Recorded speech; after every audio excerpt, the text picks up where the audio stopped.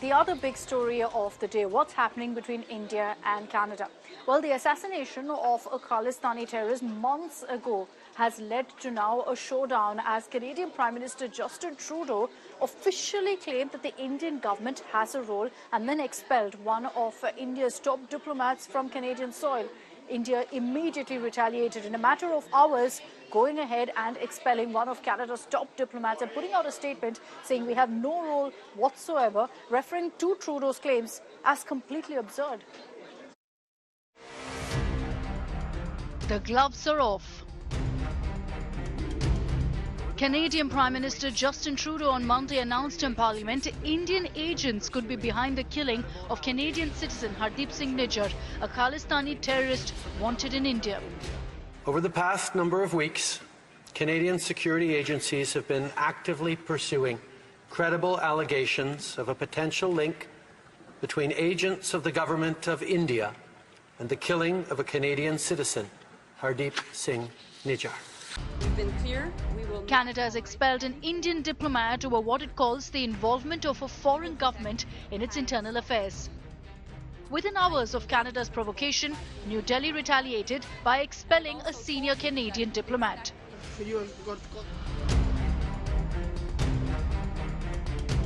External Affairs Minister, sir, you meet the.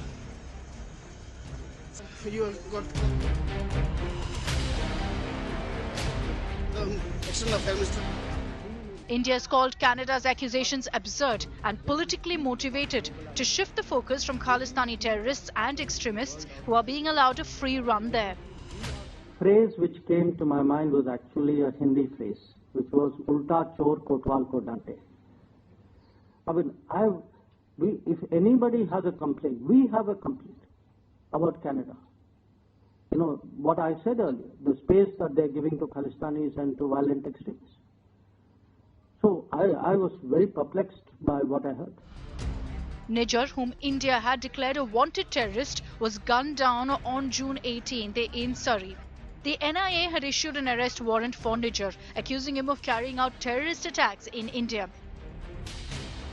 Prime Minister Narendra Modi had taken up the issue of Khalistani extremists getting a voice in Canada in his bilateral meeting with Prime Minister Trudeau in Delhi on the sidelines of G20.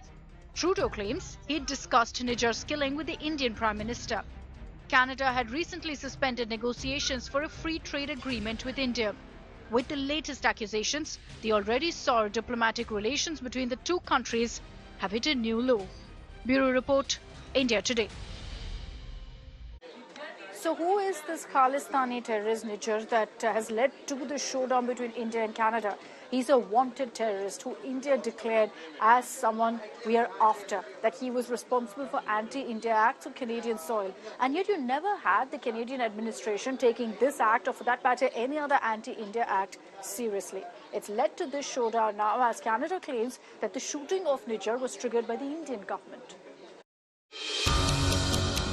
Hardeep Singh Nijjar. Originally from a village in Punjab's Jalandhar district, the 45-year-old, wanted by India in several terror cases, shot dead in the parking lot of a Gurudwara in Canada's Surrey. Gunned down by what investigators initially said were two masked men who fled the scene. A third suspected assailant added to the list later. The three believed to have used a silver 2008 Toyota Camry as their getaway vehicle. In 2022, the National Investigation Agency declared a 10 lakh rupees reward for information leading to Nijjar on charges of conspiring to murder a priest in Jalandhar.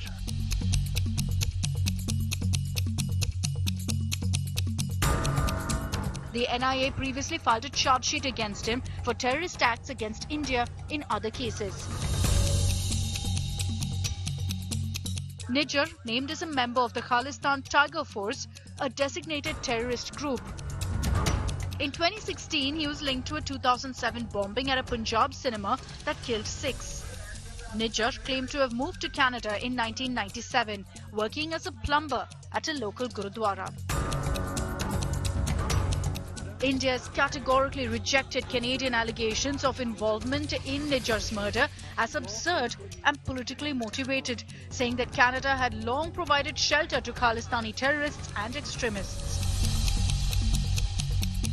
Experts, however, believe non-state actors like Nijjar, crafted by Pakistan's rogue ISI, have been caught in their own web. It is the policy of Pakistan's ISI to eliminate, to send terrorists to different countries. They eliminate their own people, and these people who have been killed either in Pakistan or Canada, they had become liability for Pakistan, whether it is Hafiz Saeed or Syed Salahuddin. From Canada to Pakistan, the violent deaths of Khalistani elements could very well be the handiwork of the ISI that once nurtured them. If there is any person who is working for any agency, if he is unable to deliver, then he has to be sold out or killed. That is what Pakistan ISI is doing, because Pakistan had been spending a lot of money on terrorists and terrorist activities in India and elsewhere, but lately Pakistan is in a big problem, economic problem. Pakistan cannot afford them, so it is Pakistan who is killing them, or Pakistan ISI who is killing them, or in some cases there is inter-gang rivalry. A house of terror built by Pakistan crumbled under its own weight. With Arvind Oja, Bureau Report, India Today.